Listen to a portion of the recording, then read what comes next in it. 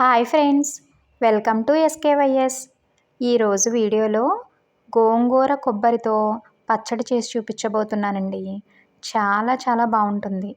ఈ పచ్చడి చేసిన రోజు అన్నం మొత్తం ఈ పచ్చడితోనే తినేస్తారు. తప్పకుండా ఈ ప్రాసెస్లో ఈ పచ్చడిని ఒకసారి ట్రై చేయండి. ఇంకెందుకు ఆలస్యం, ఎలా చేయాలో చూసేద్దాం. గోంగూరని శుభ్రంగా కడిగి తీసుకోవాలి. ఈ పచ్చడికి ఎర్ర గోంగూర తీసుకుంటే బాగుంటుంది. అలాగే ఒక కొబ్బరి చిప్పను తీసుకున్నాను. ఒక కట్ట గోంగూరకి ఒక కొబ్బరి చిప్ప తీసుకుంటే బాగుంటుంది. కొబ్బరి చిప్పని ఇలా ముక్కలుగా కట్ చేసి తీసుకోవాలి. స్టవ్ మీద ప్యాన్ పెట్టుకుని 1 స్పూన్ ఆయిల్ వేసుకుని 1/2 స్పూన్ మెంతులు వేసుకుని వేయించుకోవాలి. మెంతులు ఎర్రగా అయ్యేంత వరకు వేయించుకోవాలి. అలా వేయించుకుంటే పచ్చడి చేదు రాకుండా ఉంటుంది. మెంతులు ఎర్రగా వచ్చేంత వరకు వేయించుకున్న తర్వాత 2 స్పూన్ల ధనియాలు, 1 స్పూన్ జీలకర్ర వేసుకొని వేయించుకోవాలి. ధనియాలు జీలకర్ర కూడా బాగా వేగిపోయిన తర్వాత కారానికి సరిపడా ఎండుమిర్చిని వేసుకోవాలి. ఎండుమిర్చి తుంచి వేసుకుంటే గింజలు కూడా బాగా వేగి పచ్చడి రుచి బాగుంటుంది. స్టవ్ని లో ఫ్లేమ్లో పెట్టుకుని ఎండుమిర్చి కూడా బాగా వేగేంత వరకు వేయించుకోవాలి. ఎండుమిర్చి కూడా బాగా వేగిపోయిన తర్వాత వాటిని ఒక ప్లేట్లోనికి తీసుకుని చల్లారనివ్వాలి. మరలా అదే ప్యాన్లో కొంచెం ఆయిల్ వేసుకుని కొబ్బరి ముక్కలను వేయించుకోవాలి. అలా కొబ్బరి ముక్కలను వేయించుకోవడం వలన పచ్చడి త్వరగా పాడవకుండా ఉంటుంది. నేను తీసుకున్న కొబ్బరి బాగా పచ్చిగా లేదు, అందుకని 2 నిమిషాలు వేయించుకుంటున్నాను. బాగా పచ్చిదైతే 5 మినిట్స్ వరకు వేయించుకుని వాటిని కూడా ఒక ప్లేట్లోనికి తీసుకోవాలి.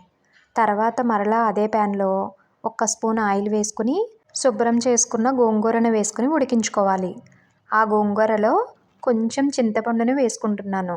చింతపండును వేసుకోవడం వల్ల టేస్ట్ ఎన్హాన్స్ అవుతుంది. ఇష్టం లేని వారు వేసుకోకపోయినా పర్వాలేదు. అదే తెల్ల గోంగూర అయితే ఖచ్చితంగా చింతపండును వేసుకోవాలి. ఆ గోంగూర అంతటినీ ఒకసారి కలుపుకొని మూత పెట్టుకుని మధ్య మధ్యలో కలుపుకుంటూ దగ్గరకు అయ్యేంత వరకు ఉడికించుకోవాలి. గోంగూర అంతా ఇక్కడ చూపిస్తున్నట్లుగా బాగా దగ్గరకు అయిపోయిన తర్వాత స్టవ్ ఆఫ్ చేసుకుని గోంగూరను కూడా బాగా చల్లారనివ్వాలి. మిక్సీ గిన్నెను తీసుకుని దానిలో ముందుగా వేయించి చల్లార్చిన ఎండుమిర్చి, ధనియాలు, జీలకర్రను వేసుకుని కొన్ని వెల్లుల్లి రెబ్బలు అలాగే తగినంత ఉప్పు కూడా వేసుకుని మిక్సీ పట్టుకోవాలి. ఉప్పు తగ్గినట్లయితే తర్వాత మళ్ళీ అడ్జస్ట్ చేసుకోవచ్చు. ఇక్కడ చూపిస్తున్నట్లుగా మిక్సీ పట్టుకున్న తర్వాత వేయించుకున్న కొబ్బరి ముక్కలను వేసుకోవాలి. కొబ్బరి ముక్కలన్నీ వేసుకుని వాటిని కూడా మిక్సీ పట్టుకుని తీసుకోవాలి. కొబ్బరి ముక్కలను కూడా మిక్సీ పట్టుకున్న తర్వాత ఉడకబెట్టుకున్న గోంగూరను వేసుకొని మిక్సీ చేసుకోవాలి. ఇక్కడ చూపిస్తున్నట్లుగా గోంగూరను కూడా మిక్సీ పట్టుకున్న తర్వాత పచ్చడిని తాలింపు వేసుకోవాలి. స్టవ్ మీద ప్యాన్ పెట్టుకుని 4 to 5 టేబుల్ స్పూన్స్ ఆయిల్ వేసుకోవాలి. ఆయిల్ బాగా కాగిన తర్వాత 1 స్పూన్ ఆవాలు, 1 స్పూన్ జీలకర్ర, 1 స్పూన్ పచ్చెనగపప్పు, 1 స్పూన్ మినపప్పు వేసుకుని వాటిని దోరగా వేయించుకోవాలి. అవి కొంచెం వేగిపోయిన తర్వాత దంచి పెట్టుకున్న వెల్లుల్లి రెబ్బలు వేసుకుని వేయించుకోవాలి.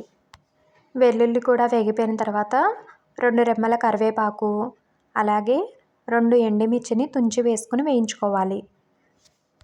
ఆ పోపు అంతటిని బాగా వేయించుకోవాలి. పోపు ఎంత బాగా వేగితే పచ్చడి రుచి అంత బాగుంటుంది. పోపు అంతా బాగా వేగిపోయిన తర్వాత దానిలో కొంచెం పసుపు, కొంచెం ఇంగువ వేసుకుని స్టవ్ ఆఫ్ చేసుకుని మిక్సీ చేసుకున్న పచ్చడి మొత్తం ఆ తాలింపులో వేసుకోవాలి. ఆ తాలింపులో పచ్చడి అంతా బాగా కలిసేలా కలుపుకోవాలి. అంతేనండి, చాలా రుచిగా ఉండే గోంగూర కొబ్బరి పచ్చడి రెడీ అయిపోయింది. చాలా బాగుంటుంది. ఇంట్లో వాళ్ళకి ఈ పచ్చడి ఒకసారి రుచి చూపించారంటే మళ్ళీ ఈ పచ్చడి చేపించుకుని తింటారు. మీరు కూడా ఈ పచ్చడిని ఒకసారి ట్రై చేసి టేస్ట్ చేసి ఎలా వచ్చిందో కమెంట్ చేయడం మాత్రం మర్చిపోవద్దు. వీడియో నచ్చితే చిన్న లైక్ ఇచ్చి మీ ఫ్యామిలీ అండ్ ఫ్రెండ్స్కి షేర్ చేయండి. అలాగే కొత్తగా ఎవరైనా మన ఛానల్ని చూస్తుంటే సబ్స్క్రైబ్ చేసుకోండి. Thank you.